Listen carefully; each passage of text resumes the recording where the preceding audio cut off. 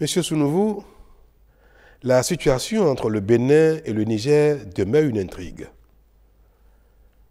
Il y a environ une semaine, je crois, les autorités nigériennes nous ont saisis par écrit pour solliciter la tenue d'une réunion du comité interétatique de suivi du pipeline pétrolier. Elles ont proposé que la réunion se tienne au Niger.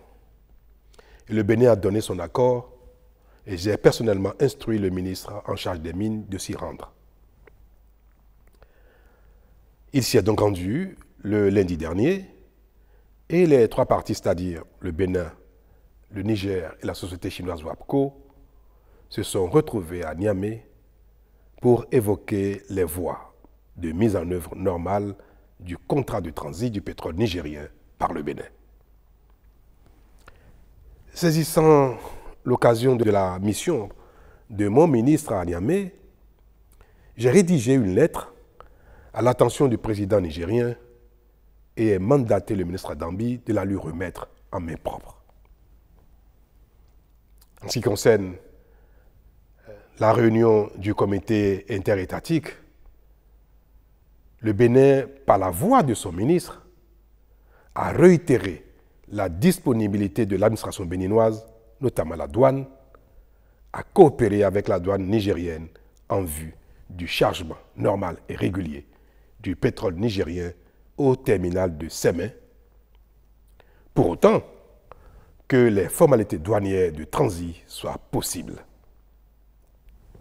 Je rappelle que les formalités douanières de transit ne sont possibles que si le passage des biens par les frontières est permis. Autrement dit, si les frontières ne sont pas ouvertes pour le passage formel du pétrole, les formalités douanières permettant son transit par le territoire du Bénin ne sont techniquement pas possibles. A minima, pour que ce transit soit possible, il faut que les autorités nigériennes annoncent officiellement que la fermeture de leurs frontières terrestres fait exception au pétrole. Une telle clarification serait susceptible de permettre un traitement juridique différencié du pétrole venant du Niger. À défaut de ce minimum, toute formalité douanière de transit du pétrole reste légalement impossible entre le Bénin et le Niger. Telles sont donc les clarifications que le gouvernement béninois a chargé le ministre Adambi d'apporter à nos partenaires à Niamey. Mais selon le compte-rendu qu'il m'a fait hier à son retour, le ministre Adambi, il ressort que la partie nigérienne présente à la dite rencontre n'a apporté aucune réponse à nos préoccupations et attend ou attendrait de recevoir les instructions de ses plus hautes autorités. Alors je vous parle. Je n'ai reçu aucune clarification ou information de nos frères nigériens allant dans le sens attendu par tous. Mieux,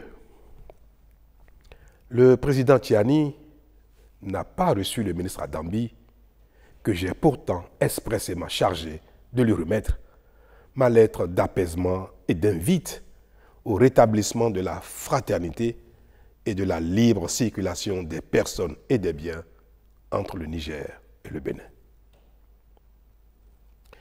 Je peux vous rassurer que le Bénin n'a fait l'économie d'aucun effort, d'aucune humilité pour permettre le rétablissement de la concorde entre le Niger et le Bénin.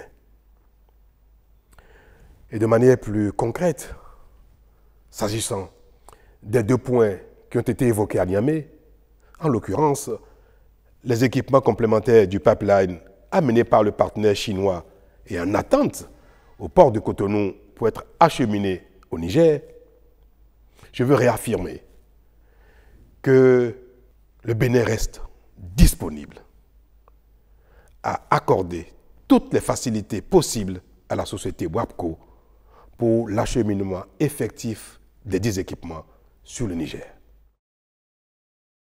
Quant au chargement du pétrole au terminal de Sémé, je suis particulièrement peiné d'observer les déconvenues que subit le partenaire chinois du fait de l'impossibilité d'opérer le chargement du pétrole en raison du défaut des formalités douanières. Je fais le tour du monde pour prier les uns les autres de venir investir en Afrique, au Bénin. Parce que pour nous, c'est la principale voie de nous développer. Et me voilà, témoin de ce qui fait la réticence des investisseurs et qui pénalise l'attractivité de notre continent. Mais je garde l'espoir que l'apaisement des relations entre le Niger et le Bénin ne saurait tarder davantage parce qu'il n'y a aucune raison qui justifie la méfiance et l'attitude de nos frères du Niger. Le temps de la protestation et des sanctions en raison du coup d'État qui a eu lieu au Niger est passé. Ce temps est passé pour tout le monde. Et il n'y a plus rien qui justifierait aujourd'hui que les autorités béninoises ne soient pas dans la bienveillance à l'égard des autorités nigériennes actuelles. Mais en attendant, nous chercherons les voies et moyens pour aider la société chinoise WAPCO afin de limiter leurs souffrances et préserver leur intérêt pour l'Afrique. Voilà ce que j'ai à vous dire sur la situation. Merci.